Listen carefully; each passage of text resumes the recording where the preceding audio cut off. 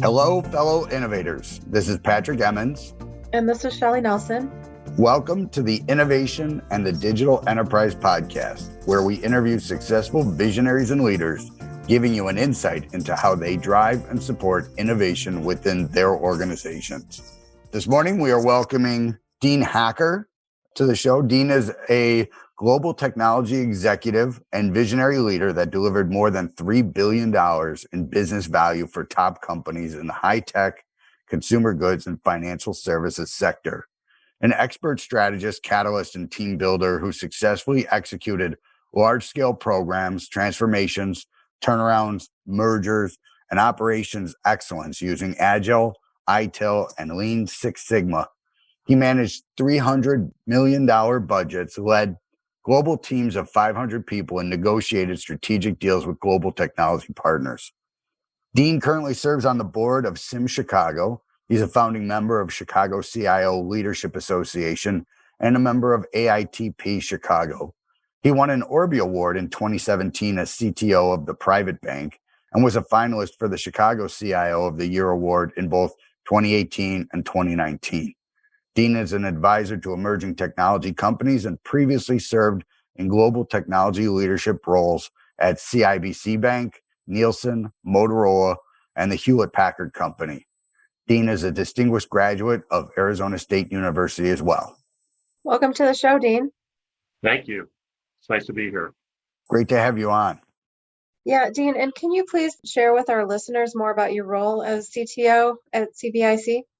Yeah, CIBC Bank USA, based in Chicago with global headquarters in Toronto, is one of the 20 biggest banks across North America.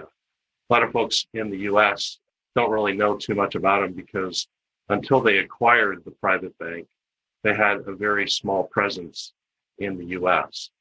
My role there was really end-to-end technology responsibility for 4 lines of banking, as well as all of the shared infrastructure used throughout the branches.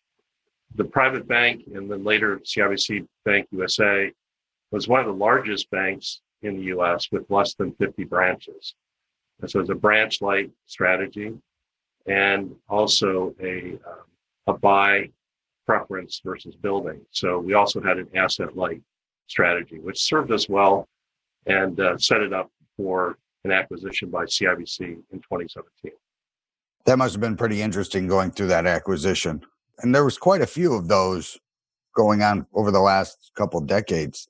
With your experience, what do you see as the future of banking? Is it going to be more digital or more of that lightweight, less actual physical buildings, or what are you seeing? Yeah, I think banking is in for dramatic transformation. It's already been starting for the last few years, but will continue. My office was downtown Chicago, and one day I had the inspiration to take a photograph. If you've been downtown, sometimes you can see a rack of newspaper stands, like where people used to pick up a newspaper off of the street. And behind that was a branch of Bank of America. And I took the photograph, and the title was, 40 years from now, maybe even sooner, what's a newspaper? What are kids and grandkids going to think? What was a newspaper? And my thought was, what's a bank? But because the idea of what a bank is from, when we were growing up till now, it's dramatically different. You went in, it was a big building with a lot of granite and looked strong, that kind of thing. And, now it's basically in your pocket. It's your phone, and even things like ATMs that have been around now for, 40 or 50 years, took a while for people to gravitate towards. With the pandemic, where can you spend cash, real currency? Not very many places. Most people I talk to say the only time they use cash is when they're tipping. And the places where I used to tip don't even accept cash anymore. So I think, we're definitely, we've moved into the era of plastic, with the apps on your phone and that to be able to do touchless payments and person-to-person payments with things like Venmo, PayPal, Zelle, and the like. It's just going to continue to go that direction. And the cryptocurrencies, of course, have really taken off in the past couple of years. And so we're just going to see continued progress toward digitization of the financial system, which is going to create a lot of transformation, a lot of turmoil and disruption. And eventually it'll settle into something that probably feels very seamless, very almost invisible in your life. It's just there, and you make a payment when you need to, and you authenticate to make it secure. And, that's where I see it's going. And not to belabor a different point, but I was at the grocery store and an older gentleman asked to buy a newspaper, and the younger checkout person had no idea how to ring up a newspaper and had to ask for help to ring up a newspaper.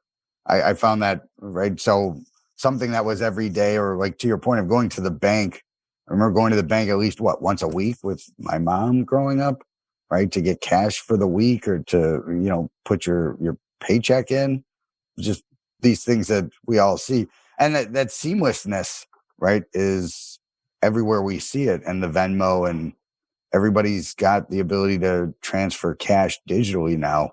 I did go get a Euro plate the other day and I paid in cash and they gave me change, and I didn't know what to do with it, to be totally honest, right? Like, what is this metal coin circular things, right? Like, when's the last time I handled change?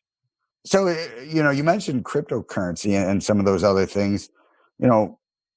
Obviously there's a huge amount of security that's necessary for these things to, not to be hacked, taken advantage of, ripped off. What are some of the things that you're seeing that you think are going to be critical for us to protect our money, our accounts, our personal information? Yeah, well, cryptocurrencies are all based on the blockchain, which is a technology. It's a shared ledger of sorts that the proponents of it say it's immutable. So it's more secure than anything we have today. It's like public record. And so you really can't dispute it. But anytime that we've created technology that seems to be immutable or something that can't be sunk, there are issues, right? Especially the first few times in first few generations. I mean, there are issues that have to be resolved. And there certainly has been some issues a few years ago with some of the early cryptocurrencies and some of the markets where those were being used, and some of the transactions that were for things that couldn't be transacted through a regular financial institution. So I think we're going to continue to have some bumps in the road on that front. But in the long run, I think that's where things will go as well. And one of the challenges with crypto from a transaction standpoint is just it's very expensive from a processing perspective. So it's not fast. It's not meant for high volume yet. But as the processing power in our servers and cloud services really expands, we're going to see more of those transactions. So, and I think we're starting to see governments getting involved in that as well. There's a lot of speculation that the Federal Reserve, will come up with a digital dollar or something like that at some point. Then it will be more widely accepted. And already there's a lot of enthusiasts out there that are, bidding it up. It's also kind of a investment vehicle of sorts, which is a very risky one. But it's going to continue to digitize. The whole world is digitizing, and hard currency, I think, will be like those John F. Kennedy dollar coins that my parents collected. They will be rare and maybe more valuable over time, but you're not going to use it for everyday transactions. Yeah, there was a conversation where I was involved in the other day where, the quantum computing may, because of its ability to negotiate the various security measures, the encryption methods, that crypto might be, unless they change whatever their encryption methodology is, like when it started, you're talking about 21 years to be able to, decrypt something from a brute force standpoint. Now you're talking 9 to 10 minutes. It's going to have a dramatic impact on the trust that people have with some of those encryption methods. So it'll be interesting. Is that part of like your thought process, or do you think that's the quantum computing's just because it's a lot of theoretical from my understanding at this point? Well, it's early days on quantum. I'm certainly not an expert on that, but what I understand is that it will completely change the game when it comes to security encryption, both for cryptocurrencies, for example, but also for security protocols that protect us today. And so, the reason why we have, 8 or 12 or 14 character passwords is every time you add a character, it adds to the length of time that it would take for someone to break into that from a brute force perspective. Well, quantum comes along and provides the power to do that brute force code breaking within a much shorter time, as you were saying, Patrick. So that will change a lot of things. But of course, quantum has to mature. It's barely operable in controlled labs and things like that. And when we get it to the point where it's in our cars and our phones and things like that, which could be years away, if ever, but could be a long time in coming, then I think we're going to see dramatic changes in what's possible with computing. Interesting. So one of the things we've talked about before is from a leadership standpoint, and obviously our podcast is about innovation, and it's about the digital enterprise, like you're talking about, digitization of everything.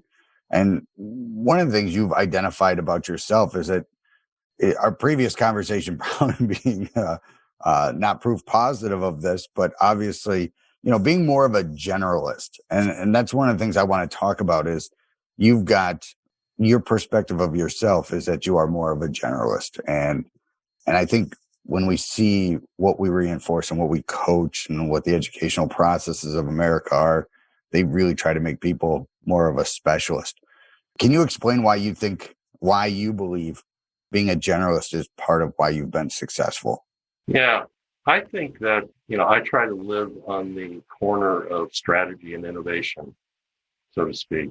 And I've done that throughout my career from the perspective that, trying to find real business value from technology and innovations with technology to deliver to the companies that I've worked for. So from that perspective, I try to start with a business perspective first and then apply the technology. There's a lot of times that we get tempted by looking at some new technology and then trying to find a solution or trying to find a problem to solve with that technology.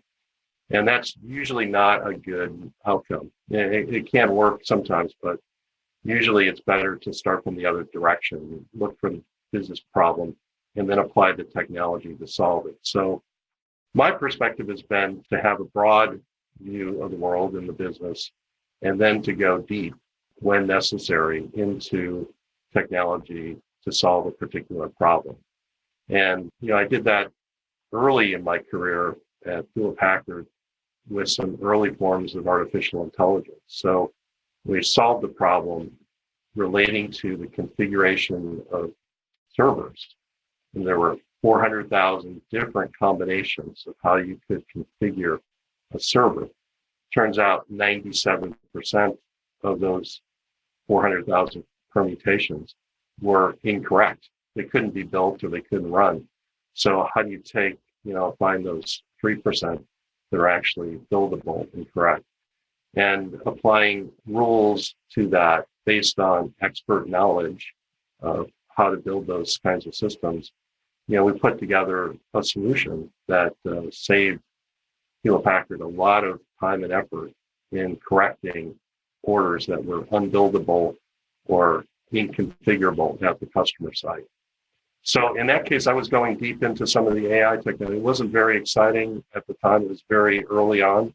There weren't a lot of options. There were a few case studies, but ultimately we were able to put together the technical components to solve the business problem using a different approach than just standard programming. And, very proud of that time in my career. That's great.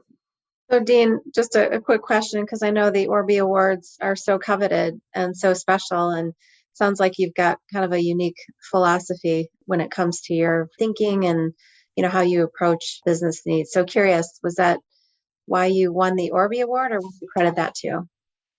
Thank you. I was fortunate to win an Orbie Award the first year the program came to Chicago in 2017. And that was during the time that I was at the PrivateBank before the acquisition with CIBC. And, it's hard for me to say exactly why I won, but I think it was really kind of based on, the business results that we had. It was really a strong team at the PrivateBank. And, we built a strong back office to support an exceptionally strong front office. So we covered off a lot of the gaps and the missing pieces. I used to say when I arrived, it was like a baseball team without a second baseman. We could play the game, but we couldn't cover the bases as well as we should. And so by filling in the field and by upping, the back office technology to modernize it, we came a long ways. And that came along with upgrading the talent on the team in some cases, both with existing folks, giving them training opportunities, leadership opportunities. In particular, I'm a big proponent of the SIM RLF program that provides leadership training for folks mid-career. And, just all of that combined, I think, was what made it successful. But the icing on the cake was actually the philanthropic activities that we got involved with. So working with Chicago groups called IC Stars and Big Shoulders Fund, which provides a lot of the funding for the parochial schools around Chicago that can't afford, really for all the components of education themselves. We have a community service program where we go out to the schools every year and teach them about banking. And I participated in that classroom teaching a couple of years. And I thought it was an excellent program. It's called Money Savvy. Excellent program. But it was kind of like all cardboard and coloring book kinds of things. And I thought we could really bring some more life to this, make it more modern. And so we actually created a game in partnership with IC Stars. The interns there developed the actual game about helping kids learn how to manage their money. And it was kind of a Space Invaders theme. As they killed Space Invaders, they earned points, which turned into money.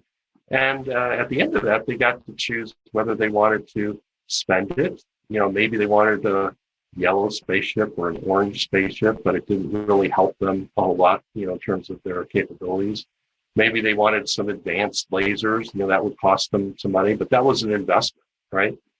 Or they could save it up for later or donate it to a worthy cause. So what we found through that exercise is we really created a great dynamic between the team at the bank, my team at the bank, the charities, and the schools across Chicago to give them something. So maybe that was the thing that carried me across the goal line. I'll never know for sure, but I like to believe that that's all part of it.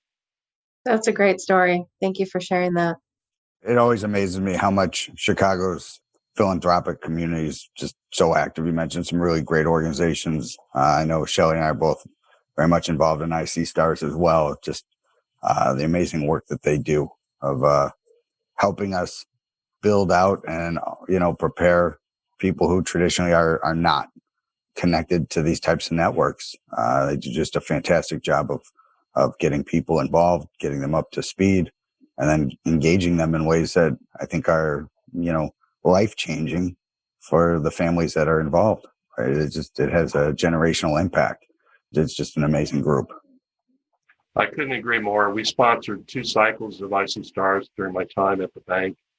And the next time you see Sandy or Amanda or any of the folks over there, ask them about the mariachi band that we brought in to recognize the teams over there as part of the program. That's awesome. Yeah, it's an amazing program. amazing people, the level of rigor in that program, and the results are visible, very visible. And that whenever I participate with one of the T's or anything like that, I always follow with some of the folks that I connect with, and I see them in Chicago. I see them. I ran into one. I was visiting over at the OCC and ran into one of their students, one of the graduates in the cafeteria, and sat down, had a nice conversation with him, and he's doing fantastic. So really, just when you think about like the needs of the city, right? We need more technologists. We need more professionals. I look at it as like it's technology moneyball of like there's people with the capability, people with the will, and they just need a connection, and that's what IC Stars does. And I think Sandy's awesome. It's just an amazing team over there. Yeah, and I couldn't agree more, Patrick. The one thing I'd leave out there for your listeners is it doesn't stop with the programs that they offer. I mean, you really need to look at their graduates. We hired a few. Very pleased with the attitude, the professionalism, the work ethic from the folks that we hired from their program. And it's full circle. When you do that, you really complete the process of helping yourself really in being better and getting more talent into your organization. Absolutely. So why don't you tell us what you're up to now? I know you've gone through a couple of decisions. You're moving into a new stage of where you want to be with how you're engaging with the market, and tell us a little bit more about what's going on with you. Yeah, thank you. So I started a company in 2020 during the middle of the pandemic called Highland Grove Partners. And it's really a combination of a few of my passions, in particular, my passion for mentoring and supporting folks who can use my knowledge and experience. And that turned out to be a few emerging tech companies. So I am an advisor, the executive council or advisory board of a few companies that I find very interesting, very promising, almost all of which are using artificial intelligence as part of their solution and helping them to develop their products and develop the market for them and the positioning in the market for them. So that's one side of it. And the other side of it is helping CIOs and other senior technology leaders and other business leaders, frankly, understand the potential that some of these technologies can bring to their organization. So from a strategy perspective, digitization, automation, and all of those kinds of things. So really serving both sides of the IT ecosystem, some of the emerging technology vendors and the existing consumers or users of that technology. That's awesome. What's the most interesting thing you've learned in the last 12 months since we're kind of at that 1 year of the pandemic? Well, I'm always reminded that innovation is hard, really. I mean, it sounds fun, but it's really hard. I forget the exact numbers, but the actual time and the number of failed experiments to create a successful new product is astronomical. So you might actually have a great product, but you go through thousands and thousands upon ideas in order to get to that one product that succeeds. And you don't normally hit it the first time, right? So, Thomas Edison or any famous inventor, they're known for all their successes, but if you count up all their failures, it's amazing. The persistence that you have to spend to come up with those successes. And even when you have something that's really innovative, like convincing somebody else that they should do something different than what they've been doing every day for the last 5, 10 or more years is a challenge. So finding the people that are receptive to those new ideas, can be challenging. But when you win in that game, it's a home run and it's really exciting, right? So that's what I found So that's really where I'm at today. And I'm very pleased to be working with a handful of really great companies that I think are either strong in their field and about to take off like a rocket, or still very early, but with a brilliant idea and a grand vision for how they can disrupt the industry and change the world. That's great. Well, I appreciate you taking the time to come on today and share your experience and what you're saying. And I think it's a good place to wrap up as on the innovation conversation, where to your point is it is very hard. It seems fun, but there's a lot of getting kicked in the head, right? And that's really important for people out there who want to do innovation, who want to be on that side of the equation of understanding failure is part of that story, right? Like it's you can't have success without making a lot of mistakes. And you to your point, you got to steel yourselves to that, and you just got to set your shoulders. I keep your legs pumping, like they say in football, right? Take the hit and keep on moving. So, but like I said, I really appreciate you coming on today.